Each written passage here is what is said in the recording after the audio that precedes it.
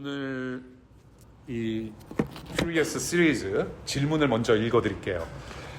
그리스도인에게 불안과 염려는 맞지 않는 옷과 같지만 그것을 삶에 마주할 때 어떻게 대처하고 극복해 나가야 하는지 궁금합니다.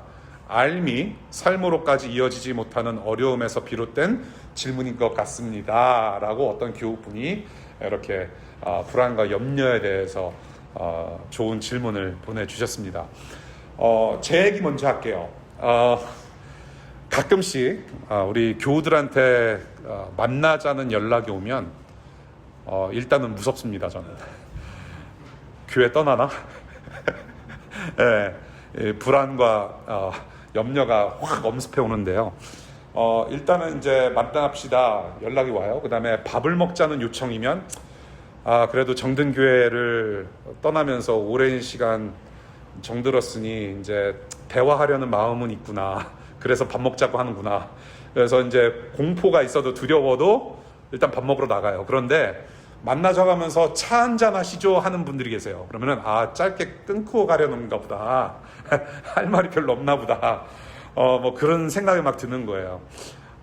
저에게 그래서 만나자고 요청하실 때는 어떤 용건인지 좀 이렇게 주제라도 좀 알려주시면은 여러 가지 제가 이렇게 마음 준비하고 나가는데 큰 도움이 될 것 같아요.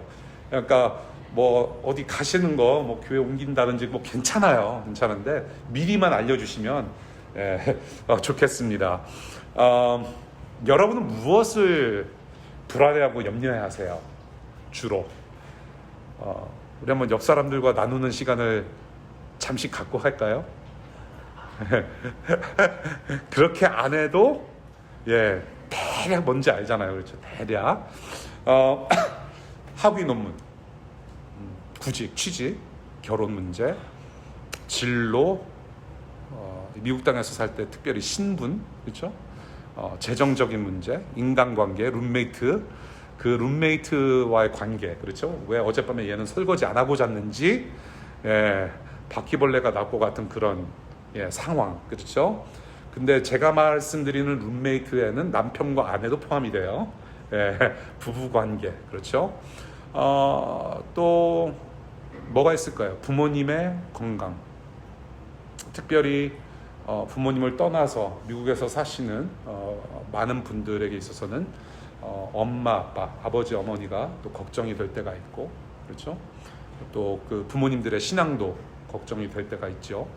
또 질병과 죽음의 문제, 여러 가지 다양한 불안과 염려가 있어요. 우리한테 불안과 염려를 유발하는 종류에 따라서 도움이 되는 이야기가 많이 다를 거예요. 그렇죠? 뭐 가령 예를 들어서 이성관계로 지금 고민하고 계시는 분들에게 있어서는 그 불안과 염려를 이야기를 할 때에 죽음을 두려워하는 불안과 염려와는 성격이 매우 다르기 때문에 뭐 어떻게 여기서는 구체적으로 제가 다 말씀을 드릴 수가 없어요. 혹시라도 이성관계에 있어서 뭐 결혼 문제라든지 그런 거 있으면 저 따로 만나세요. 연락 주세요. 제 카카오가 놀고 있거든요.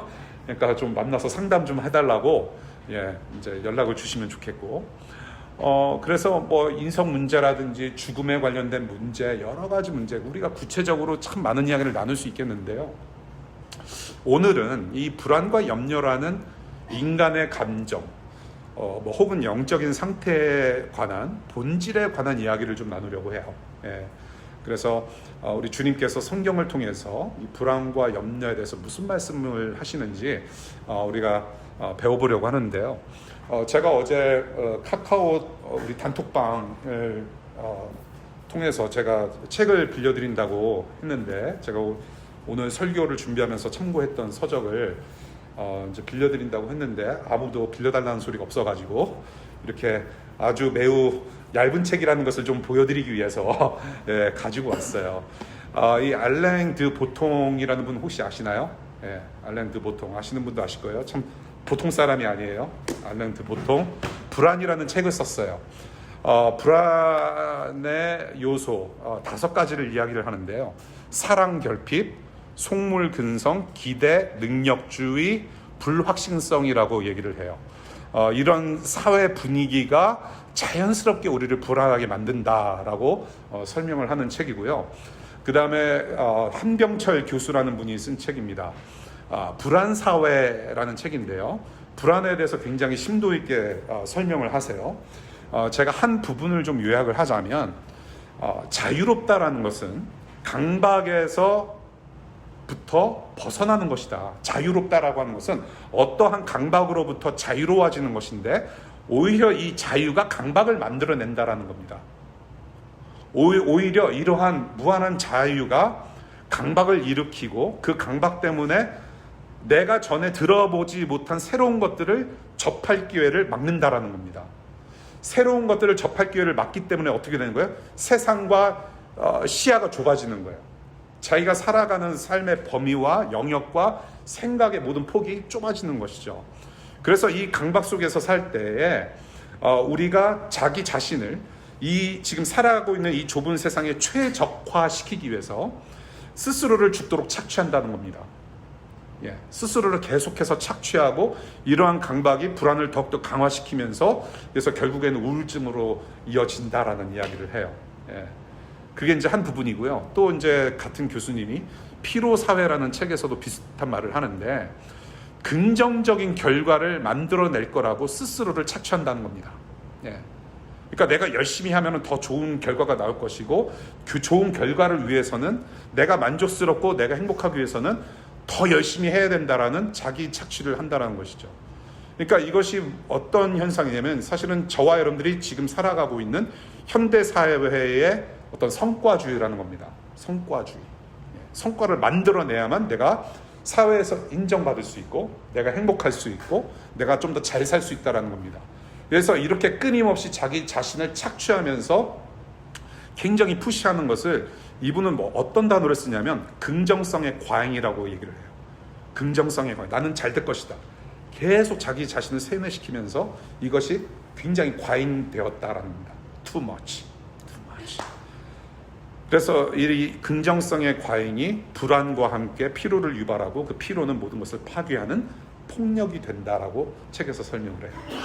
그래서 이제 한 교수님이 불안사회에서 뭐라고 이제 그 결론을 내시냐면 이거 책을 읽으시면 좋겠는데 제가 다 이거 스포일러 하면은 재미가 없는데 불안의 반대는 희망이라고 말을 해요. 불안의 반대는 희망이다. 근데 여기서 말하는 희망은 내가 원하는 일들이 다 잘 될 것이라는 긍정의 생각은 아니라는 거예요. I'll be fine, I'll be fine. 그 정도 가지고는 희망이 아니라 또한 이것은 낙관주의적인 성격도 아니다. 그런 생각도 아니다. 뭐냐면 낙관주의라는 것은 악한 것도 다 좋아 보이는 거예요. 악한 일이 벌어져도 모든 것이 선하게 괜찮을 것이다라고 단정해버리는 것이 낙관주의거든요. 근데 그것도 여기서 말하는 희망이 아니다라는 거예요. 저자가 말하는 희망은 뭐냐면 불안과 염려로 가두어진 틀 밖에 있는 활짝 열려있는 미래라고 하는 것입니다. 그러니까 우리 이 희망이라고 하는 것은 아무것도 여러분들에게 강요하지 않아요. 그렇죠? 희망이라고 하는 것은 여러분들을 강요하지 않아요. 전혀 새로운 것입니다. 내가 가보지 못한 곳이고 내가 들어보지 못한 곳이고 내가 한 번도 예상할 수 없는 어떤 저 너머에 있는 것을 희망이라고 부르는 거예요. 그러니까 내가 이만큼 좁게 살면서 그런 긍정성의 과잉을 가지고 내가 이만큼 좁게 살았는데 이 좁게 산 세상과 생각의 틀을 다 열어버리는 겁니다. 열려있는 것이 희망이라고 그러는 거예요. 저는 이 이제 책들을 좀 보면서 우리의 현실, 나의 현실을 좀 보면서 오늘 본문 말씀을 정했어요. 사실은 우리가 이 큐리어스 시리즈를 하기 전에 창세기 강해를 통해서 우리가 창세기를 쭉 배우고 있는데 이제 중간에 끊었습니다. 오늘 본문 말씀, 우리가 지금 이런 현실을 살아갈 수밖에 없는 우리의 본질을 보게 하는 것 같아요.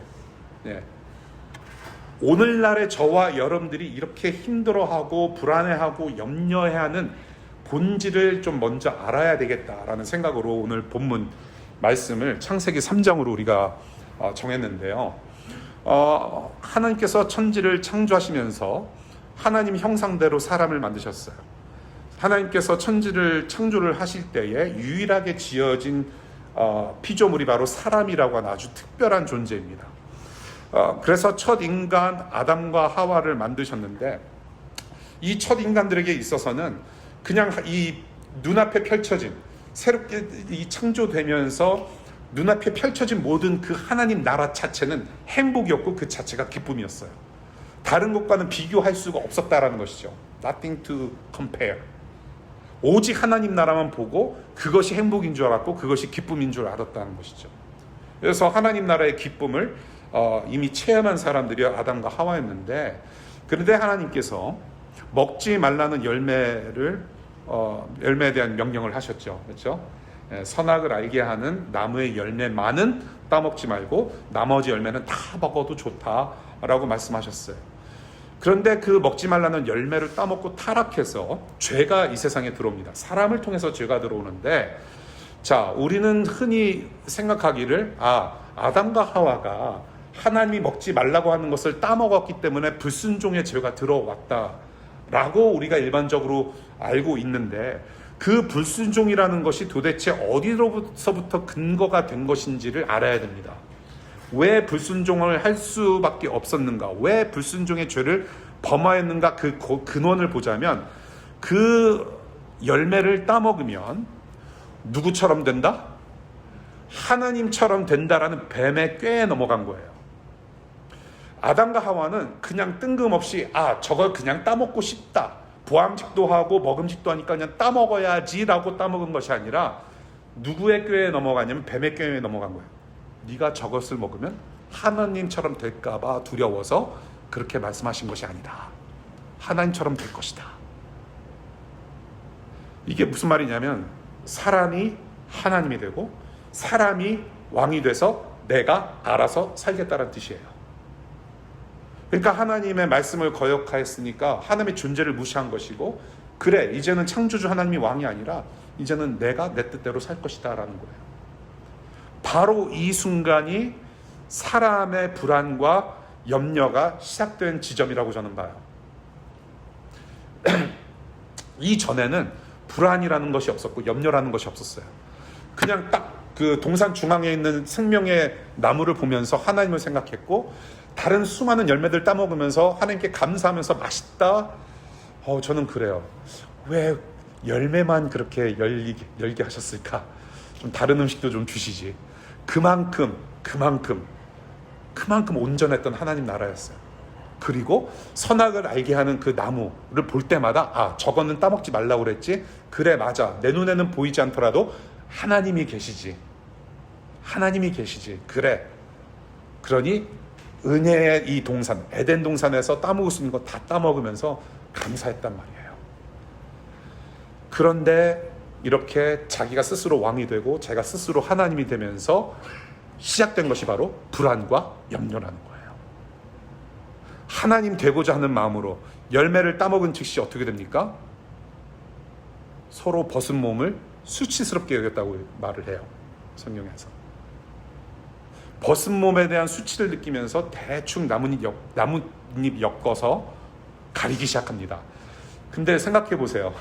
그 당시 아담과 하와가 구석기 시대라고 친다면, 그 당시 패션 스타일, 패션 테크놀로지 얼마나 기술이 좋았겠어요. 그냥 뭐가 있었겠습니까? 그냥 대충 나뭇잎 엮어다가 대충 가리고, 동산에 바람 불면은 또 나뭇잎 떨어지면 또 이게 아이고 창피해, 또 주워다가 또 기어 입고, 얼마나 허접해요. 그러면 그때마다 이제 이런 생각을 하는 거예요. 무조건 가려야 된다. 어떻게 해서든지 무조건 가려야 된다. 창피하다. 벗은 몸에 대한 수치를 느끼면서 계속해서 자기의 수치를 커버하려는, 가려보려는 캐ներ픈 노력을 계속하기 시작합니다. 무조건 가려야 된다. 바람 불면 가려져요? No. 자꾸 떨어져요. 매번 매 순간마다 지금 이런 상황에서 자기를 최적화시키는 거예요. 계속 주워 담으면서 계속 가리기 시작하고 최적화시킨다. 아까 말씀드렸죠? 네. 서바이벌 모드예요, 이거는. 그러니까 이렇게 최적화시키려고 노력하면서 나뭇잎 주워다가 가리고 스스로를 계속 강박하는 겁니다. 계속 스스로 강박해요. 가려야 된다. 무조건 가려야 된다. 긍정성의 과잉을 실천을 해요. 자유의지를 잘못 사용하면서 비롯된 강박이 불안과 염려가 되는 거죠. 수치라는 게 그런 거예요. 지금 에덴 동산에서 일어나는 일입니다. 그러면서 그런 강박과 그렇게 불안과 염려 속에서 지금 하나님이 두려워서 어디에 숨습니까? 어디에 뒤에 숨어요? 자, 우리 본문 다시 읽어볼까요? 어디 숨습니까? 나무 뒤에 숨어요. 나무 뒤에. 자, 에덴 동산에서 무한히 누릴 수 있는 복 대신에 지금 아담과 하와가 숨어 있는 곳은 지금 나무 뒤라는 곳이에요. 나무 뒤가 큽니까? 작습니까? 작아요. 나무 뒤라는 작은 세상에 스스로를 가두고 말아요. 이 생명의 범위가 지금 에덴 동산, 하나님 나라라고 하는 맨션이 아니라 지금 나무 뒤라고 하는 하나님의 존재와 심판에 대한 불안과 염려에 쪽방에 갇혀버리고 만 거예요. 아담과 하와는 나무 뒤에 숨어야 될 존재가 아니었어요. 하나님께서 그렇게 만드신 적이 없어요. 불안과 염려를 만들어 주신 적도 없어요. 모든 세상을 즐기도록 하셨어요. 그 따먹지 말라는 열매만 말고, 그거 빼고. 그런데 아담과 하와는 지금 대충 가리고 불안과 염려 속에서 하나님이 두려워서 나무 뒤라는 쪽방에 숨어요. 아주 좁은 공간입니다. 일상과 생각의 영역이 좁아진 거예요. 그래서 지금 하나님과의 행복하고 기쁨 가득한 관계에서 떨어져 나간 순간부터 스스로 자기 방식대로 살고자 하는 인간을 지배하고 있는 감정과 마음과 영혼의 상태가 바로 불안과 염려라는 것입니다. 다시 말씀드릴게요. 이렇게 하나님과 행복하고 기쁨이 가득한 관계에서 떨어져 나간 순간부터 스스로 내 방식대로 살고자 하는 인간을 지배하고 있는 것이 바로 불안과 염려라는 겁니다. 이 불안과 염려는 우리의 감정뿐만 아니라 이 마음과 영혼의 상태라는 거예요. 불안과 염려. 죽음이라는 죄의 결과를 낳습니다. 하나님을 불순종으로 말미암아 죄 때문에 그 죄의 결과는 죽음이라고 성경에서 이야기를 해요. 그래서 우리는 영적으로 이미 죽어있는 상태에서 태어났고 그 다음에 우리는 육신적으로 우리는 무덤에 갈 존재들이 된 거예요. 그것이 우리의 운명이었어요. 왜? 죄 때문에. The wage of sin is death. 죄의 삭은 사망이라고 성경에서 말을 하고 있어요. 죽음이라는 죄의 결과 안에 무엇이 있냐면 바로 불안과 염려가 있는 거예요. 그러니까 불안과 염려라는 것은 그냥 우리는 죄 가운데 있구나라는 겁니다. 이미 죽은 목숨을 살아가는 거예요. 불안과 염려로. 불안과 염려는 죄의 결과이고 동시에 죄의 현상이에요. 자, 아담과 하와에서 불안과 염려가 끝나면 괜찮은데 그렇지가 않아요. 왜? 죄인이 죄를 낳습니다. 죄의 DNA를 계속해서 갖고 태어나요. 그게 바로 저와 여러분들이에요. 자, 아담과 하와 두 아들이 있었어요. 누구죠? 좀 더 크게 말씀하셔도 돼요. 제가 다 맞게 해드려요. 맞아요. 가인과 아벨입니다. 자, 가인과 아벨에게 불안과 염려가 어떻게 전달이 되는가? 자, 가인이 아벨의 제사만 받아주셨다고 하나님께 불만하면서 동생을 어떻게 합니까? 죽여요. 성경에 기록된 최초의 살인사건. 자, 내 제사가 거절을 당했어요. 근데 동생의 제사는 받아주셔? 기분이가 나쁜 거예요. 성과주의에 잘 사로잡힌 거예요. 내 제사를 왜 안 받아주셨지? 하나님, what's wrong? 물어봐도 되잖아요. 성과주의에 이미 사로잡힌 거예요. 나를 받아주지 않음에 대한 불만이 폭력으로 나와요. 성과주의. 그래서 그 성과주의에 사로잡혀서 불안과 염려의 가인이 폭력을 가했고, 이렇게 불안과 염려의 인간 사회 속에서 죄가 죄를 낳는 족보 속에 우리가 있는 거예요. 신체 폭력뿐만이 아니죠. 언어 폭력도 있어요. 서로 긁고 긁힘을 당해요. 요즘 언어잖아요. 긁었다, 마음 상하게 했다는 거예요. 그래서 삐져요. 긁혔다. 그리고 어떻게 합니까? 거기서 안 끝내요. 우리는 언제든지 보복할 준비를 하고 있는 거예요. 칼을 갈고 있어, 마음의 칼을. 그래서 서로 죽이고 죽는, 긁히고 긁는 피로 사회, 불안 사회에서 지금 우리가 살아가고 있다는 겁니다. 이런 좁은 세상에서 불안과 염려로 죽음을 살아가는 아담과 하와와 여러분에게 뭐라고 말씀하시냐면, 오늘 본문, 오늘 설교 제목이에요. 네가 어디에 있느냐라고 말씀하시는 겁니다. 네가 어디에 있느냐? Where are you? 죄인된 인간들이 처음 들은 복음의 목소리입니다. 그렇지 않아요? 죄인된 인간들이, 죄인들이 처음 들은 기쁜 소식의 음성이에요. 물론 창세기 3장 16절에 15절 16절에 원시복음이라고 해서 이 뱀의 머리를 때릴 때 아주 그냥 작사를 낼 것이고, 여자의 후손을 통해서, 그렇죠? 원시복음이라는 것을 따로 말씀을 하시지만, 복음의 음성, 복음의 목소리를 들려주신 것은 여기가 처음이에요. 아담아, 하와야, 네가 어디에 있느냐? 죄를 범한 아담과 하와를 내치지 않으세요. 너 이리 나와. 너 나무 뒤에 숨었지? 빨랑 안 나와? 내가 간다. I'm coming.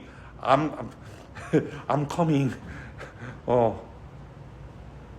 그렇게 말씀하지 않으셨어요. 나무 뒤에 숨은 아담과 하와 그냥 끄집어내가지고 멸하지 않으셨어요.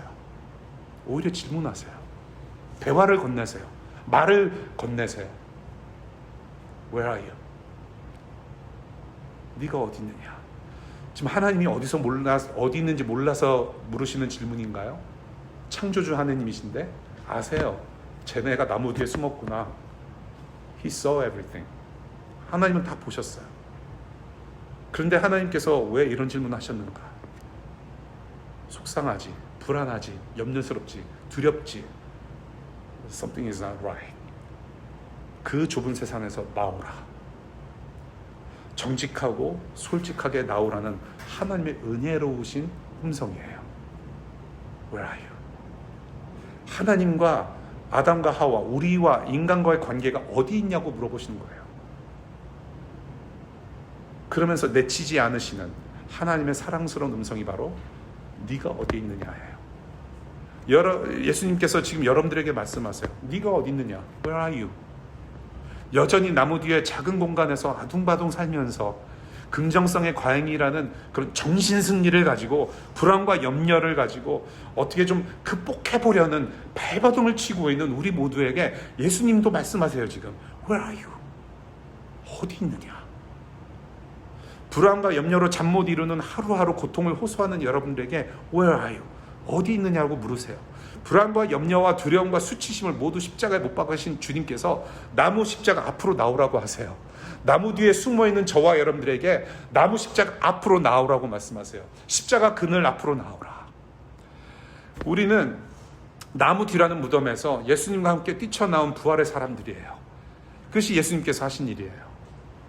우리의 불안과 염려와 수치와 그 모든 것을 벌거벗으신 예수님께서 십자가에서 매달려 죽으심으로 다 해결해 주시고, 그래서 우리는 그 죄를 다 해결받은 사람이 되었고, 그래서 우리는 부활하신 예수님을 따라서 우리도 이미 부활한 사람이다. 그래서 하늘 보좌에 이미 올라가 앉은 사람이라고 사도 바울은 계속해서 강조하고 있지 않습니까? 네. 우리는 부활의 사람들이에요. 부활의 사람들이 되었으니까 희망이 있는 거예요. 이제는 좁은 공간에서 나무 뒤에서 숨어 사는 아둥바둥 사는 사람들이 아니라, 우리의 이력서와 레주메에 묶여 사는 사람들이 아니라, 이 세상에서 여러분들에게 기준 삼는 스펙이 여러분들을 붙잡고 사는 삶이 아니라, 우리가 경험해보지도 못한, 우리가 들어보지 못한, 우리의 생각을 뛰어넘는 하나님 나라의 희망을 가지고 있다란 말입니다. 그래서 우리가 천국의 사람, 하나님의 사람들이 되었기 때문에 업그레이드된 무궁무진한 에덴 동산, 이 하나님 나라를 살아가는 복을 다시 누리게 된 것입니다. 누구 때문에? 예수님 때문에. 이 하나님 나라는 불안과 염려와 공포와 수치심이라는 죽음이 아니라 참 기쁨과 참 행복만이 있는 예수님의 품이에요. 예수님만이 우리의 희망이에요. 그래서 팀 켈러도 불안에 대해서 얘기하면서 이 한병철 교수와 똑같은 얘기를 해요. 서로 카피한 것이 아닌가 싶을 정도로, 답이 되는 기독교라는 팀 켈러 책에서 팀 켈러가 불안에 대한 답을 하나 제시하는데, 더 큰 희망이다. 그것이 예수라고 말을 해요. 근데 그게 이제 제가 그 설교를 이제 쓰다가 나름 결론을 맺고 책을 보니까 그런 거예요. 웃어주세요. 예수 그리스도가 우리의 희망이다. 예수님밖에 없어요. 예수님이 마태복음 보세요. 예수님께서 이 땅에 오실 때 어떤 이름을 가지셨어요? 예수라는 이름 외에 또 다른 이름이 있으셨어요. 뭐죠? 성은 임시요, 이름은 마누엘, 임마누엘, God with us. 하나님이 우리와 함께 하신다라는 이름을 가지고 오신 분이 예수님이에요. 우리와 함께 하시다. 전에는 하나님이 함께 있다라는 것을 인지하지 못했고 몰랐는데 긴가민가 했는데 이제는 확실하게 눈으로 보이는 하나님으로 오셨단 말이에요. 하나님이 우리와 함께 하신다라는 이름으로 오신 분이 예수님이세요. 지금 우리와 함께 하셔서 언제든지 기댈 수 있는 위로와 힘이 되시는 하나님이세요. 그 예수님이 우리와 함께 하신다고 했을 때에, 자, 그렇다면 오늘의 질문인 불안과 염려를 일상에서 어떻게 대처하고 극복할 수 있을까요? 예. 오직 이 예수님만이 우리의 희망이시고 임마누엘로 우리와 함께 하시는 예수님으로, 하나님으로 오셨다면 구체적으로 우리가 불안과 염려를 어떻게 대처하고 이겨낼 수 있을까요? 오늘 성경 본문 말씀을 이외에도 다른 보충 구절, 성경에서 무엇을 말씀하시는지 우리 함께 여러 구절이 있는데요. 좀 시간이 걸리더라도 꼭 읽어봤으면 좋겠어요. 이 지금 제가 올려드린 성경 구절 외에도 상당히 많은 말씀을 하나님께서 직접 하셨어요. 그런데 우리가 오늘 요 구절만 좀 읽으면서 이 구절들이, 이 말씀에서 공통점이 무엇인지 눈여겨보면서 읽어봤으면 좋겠습니다. 자, 다 같이 큰 소리로 여호수아 1장 9절 시작. 내가 너에게 굳세고 용감하라고 명하지 않았느냐? 너는 두려워하거나 낙담하지 말아라. 내가 어디로 가든지 너의 주 나 하나님이 함께 있겠다. 이사야서 41장 시작. 내가 너와 함께 있으니 두려워하지 말아라. 내가 너의 하나님이니 떨지 말아라. 내가 너를 강하게 하겠다. 내가 너를 도와주고 내 승리의 오른팔로 너를 붙들어 주겠다. 시편 27편 시작. 주님이 나의 빛 나의 구원이신데 내가 누구를 두려워하랴. 주님이 내 생명의 피난처이신데 내가 누구를 두려워하랴. 시편 42편. 내 영혼아, 내가 어찌하여 그렇게 낙심하며 어찌하여 그렇게 괴로워하느냐? 너는 하나님을 기다려라. 이제 내가 나의 구원자 내 하나님을 또다시 찬양하련다. 빌립보서 4장. 아무것도 염려하지 말고 모든 일을 오직 기도와 간구로 하고 여러분이 바라는 것을 감사하는 마음으로 하나님께 아뢰십시오. 그리하면 사람의 헤아림을 뛰어넘는 하나님의 평화가 여러분의 마음과 생각을 그리스도 예수 안에서 지켜줄 것입니다. 마지막 베드로전서 5장. 모두 하나님께 맡기십시오. 하나님께서는 여러분을 돌보고 계십니다. 성경은 불안과 염려를 대처하거나 어떻게 이겨내는지 구체적인 방법을 가르치지를 않아요. 그래서 4번 포인트를 여러분들 주고 4번 포인트를 보시면 제가 물음표, 퀘스천 마크를 달아놓은 거예요. 구체적인 실천? 성경은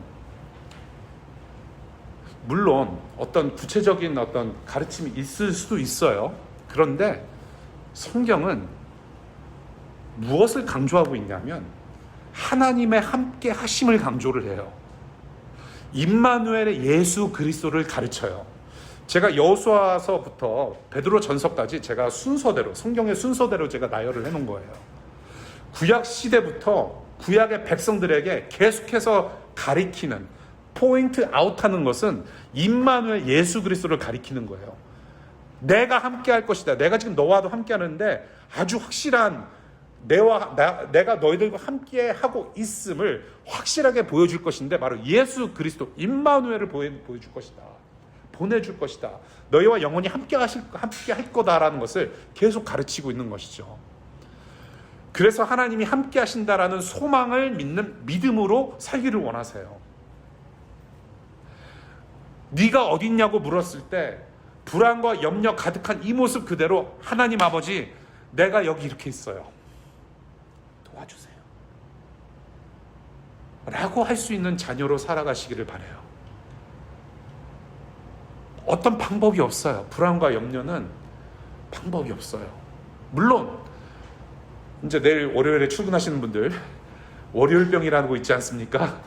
아유, 또 빡빡빡해. 벌써 생각하면 이제 아유, 저 지하철 타고 레드라인은 여전히 막혀 있고 셔틀버스 타고 이제 직장 가야 되고 학위 논문 쓰시는 분들 계시고 아이고 빡빡해. 그러면 이제 잠시 동안 이제 위로를 얻습니다. 어떻게? 넷플릭스. 예, 김 부장 또 봐야 돼. 어제 밀린 거 8화. 예, 제가 또 이거 또 드라마 얘기를 했기 때문에 또 보시는 분들 계실 것 같아요. 제가 드라마 전도사 같아요. 폭력적이에요.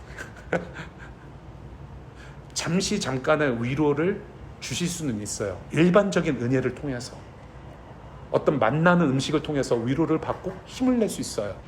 그런데 궁극적으로 저와 여러분들의 불안과 염려는 방법이 없어요. 여러분은 하나님의 자녀로서의 존재 가치로 충분해요. 힘들 때 하나님, 나 여기 있어요. 바울이 계속해서 기도하라 계속 얘기를 하지 않았습니까? 근데 기도하라는 단순히 그냥 시간 내서 새벽 미명에 일어나가지고 6시부터 7시까지 막 그냥 꾸역꾸역 기도하라는 그 말은 아닌 것 같아요. 하나님께서 아버지시기 때문에 저와 여러분들은 수시로 얘기할 수 있단 말이에요. 저는 그것이 진정한 기독교의 기도라고 저는 생각을 해요. 물론 시간을 정해서 기도하는 거 중요해요.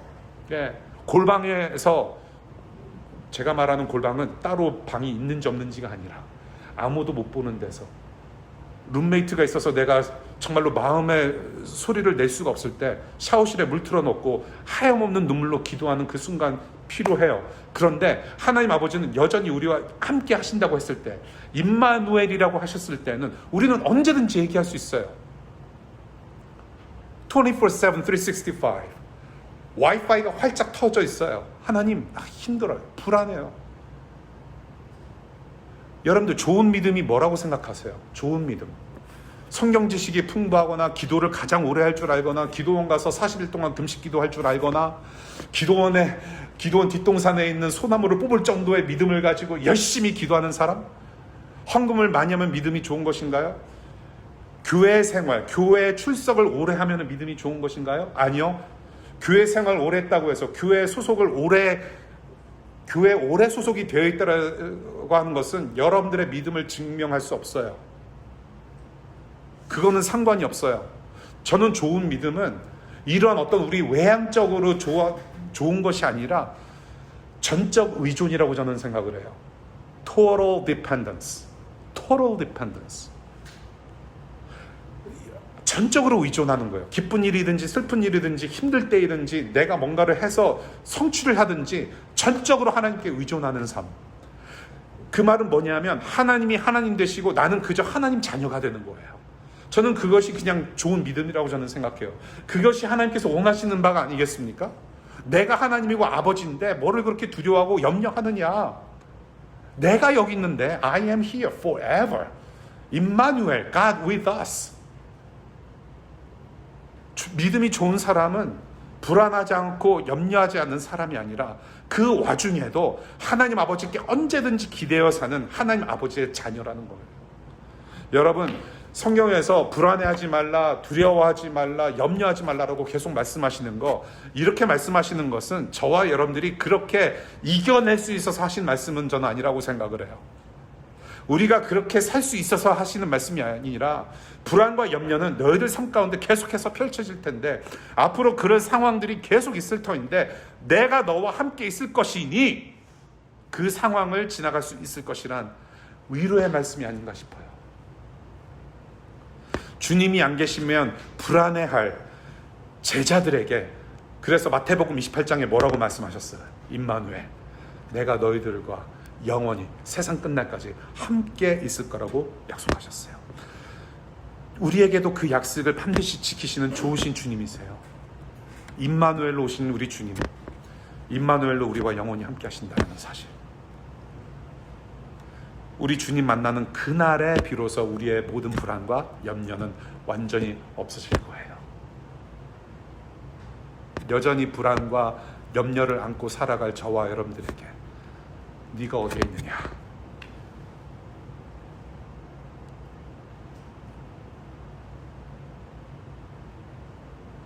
말씀해 줄게요.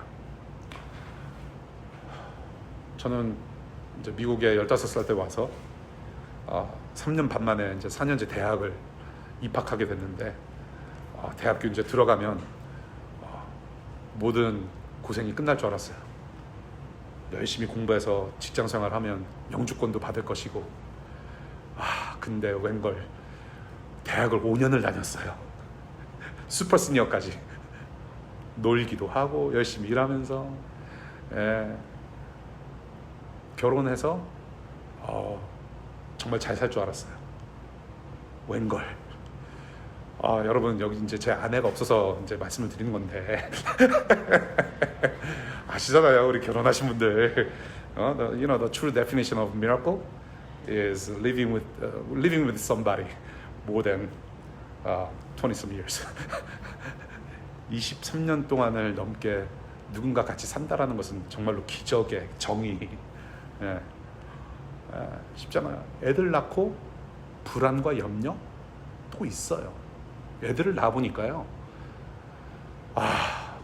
우리 아이가 이제 엊그저께 18살이 돼서 이제 성인이 된 거예요.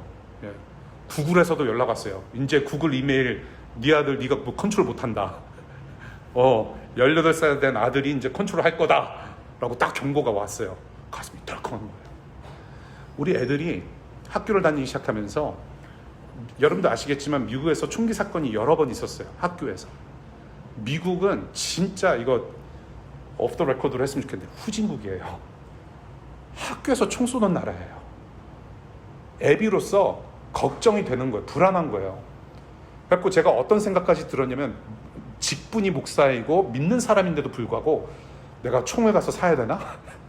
라이센스 가서 사야 되나? 근데 총이 있다고 한들 가서 제가 뭐 애들 학교 공부하는데 일도 안 하고 제가 뭐 설교 준비도 안 하고 총 가지고 계속 서 있을 수는 없잖아요. 마냥 보초 쓸 수 없단 말이에요. 그럼 어떻게 해요? 어떻게 해요? 그냥 하나님께 맡겨드리는 거예요. 그 연습을 하게 하신 것 같아요. 누가 총을 가지고 우리 애들한테 총을 들이대고 쏴 죽일 때에 가만히 있을 부모 어디 있어요? 근데 방법이 없어요. 근데 이날이 때껏 잘 먹고 잘 싸고 건강하게 하나님께서 안전하게 지켜주신 거 감사하잖아요.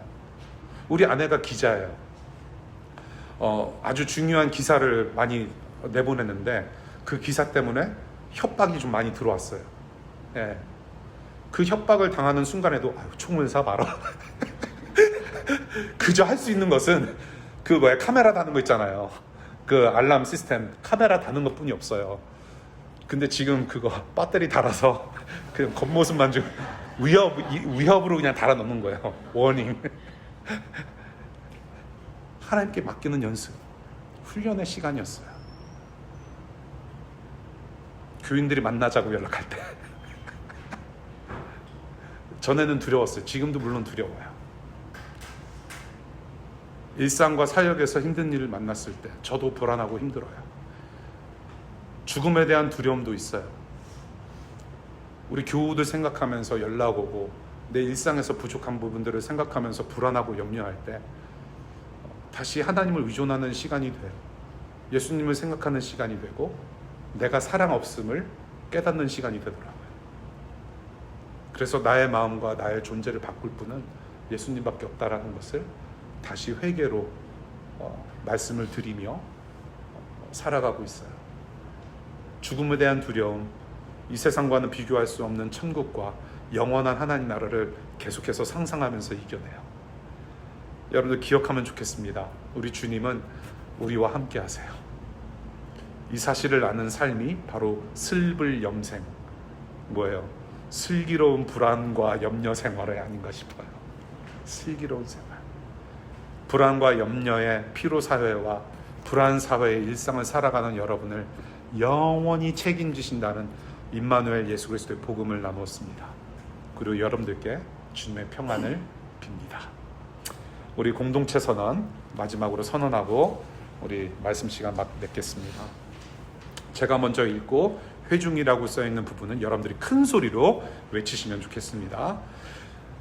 우리는 나무 뒤에 숨어 살던 삶에서 벗어나 하나님 앞에 정직하게 살겠습니다. 우리는 세상이 강요하는 강박을 거부하고 임마누엘의 복음을 누리며 살겠습니다.